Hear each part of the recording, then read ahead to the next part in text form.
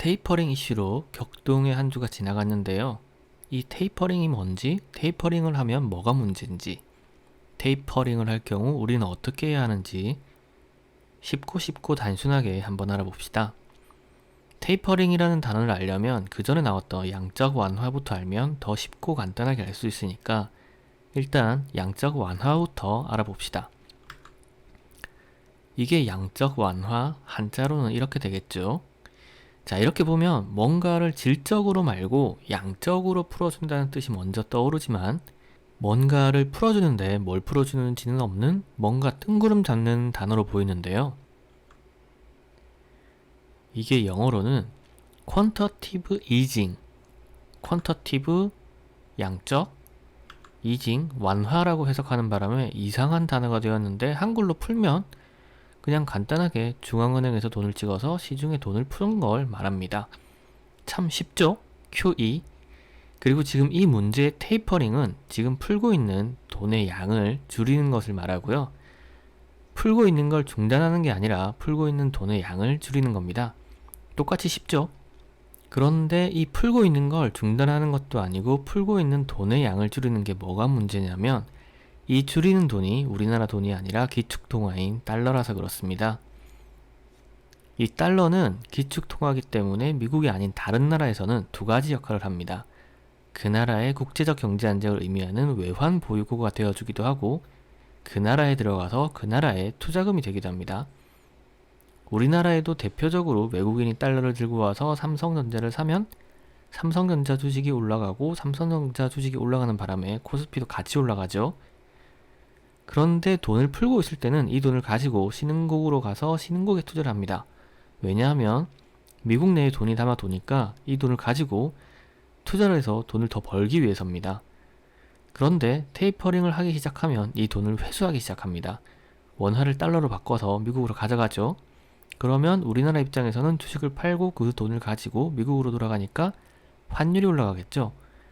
그래서 테이퍼링을 갑자기 하면 이 돈들이 갑자기 미국으로 돌아가게 되니까 환율이 날뛰고 외환 보유가 적은 나라에서는 외환 쪽에 위기가 오기도 합니다. 그런데 이 테이퍼링 말고 원화를 달러로 바꿔서 미국으로 가져가게 만드는 게 또 하나 있죠. 그렇죠. 미국의 금리 인상이죠. 테이퍼링을 할 경우에 원화를 달러서 미국으로 가져가는데 미국이 금리 인상을 해도 원화를 달러로 바꿔서 미국으로 가져가죠. 금리 인상은 간접적인 유동성 회수, 테이퍼링은 직접적 유동성 회수로 볼 수가 있습니다. 다행히 잭슨 홀 미팅 때는 테이퍼링은 속도 조절을 할 거고 금리 인상은 올해는 없다라고 해서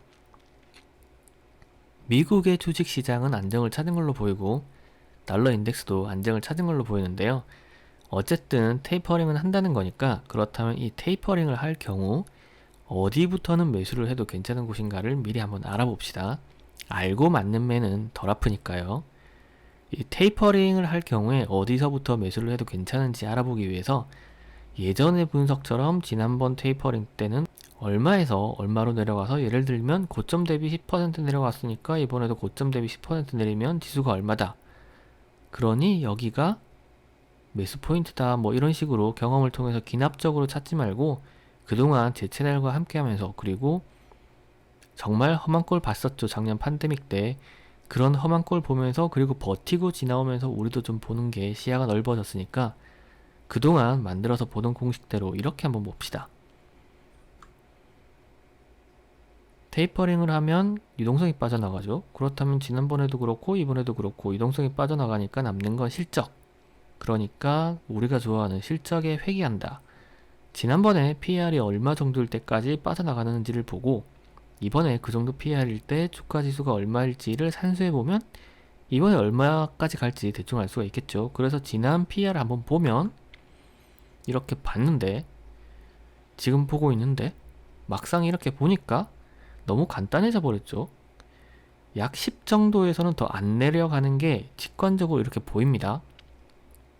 그렇다면 PER이 10이면 지수가 어느 정도냐면 코스피 지수로 2900대 중후반입니다. 대충 2980 정도. 이걸 정리하면 2980이면 굉장히 매력적인 매수 시점이고 이 이하로는 꽤나 내려가기 힘들 거다라고 보면 되겠죠. 여기가 무조건 바닥이다. 여기면 사야 된다?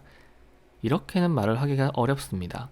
항상 이렇게 생각하고 매수하고 나면 바닥인 줄 알고 샀더니 그 밑에 지하 1층 있고 그 밑에 지하 2층 있고, 그래도 여기는 여기서부터는 매수해도 손해보지 않을 괜찮은 구간이다 라고는 할 수 있겠는데요.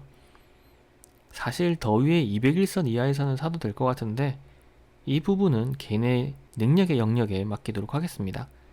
오늘은 국제적인 돈의 흐름에 대해서 좀 알아봤는데요. 날씨가 시원해지고 있어요. 맛있는 거 적당히 먹고 즐겁게 운동하고 행복한 하루 되시길 바랍니다. 그럼 노세요. 와, 동작구만. 뭐 갈 때 가더라도 이 정도는 괜찮잖아. 응?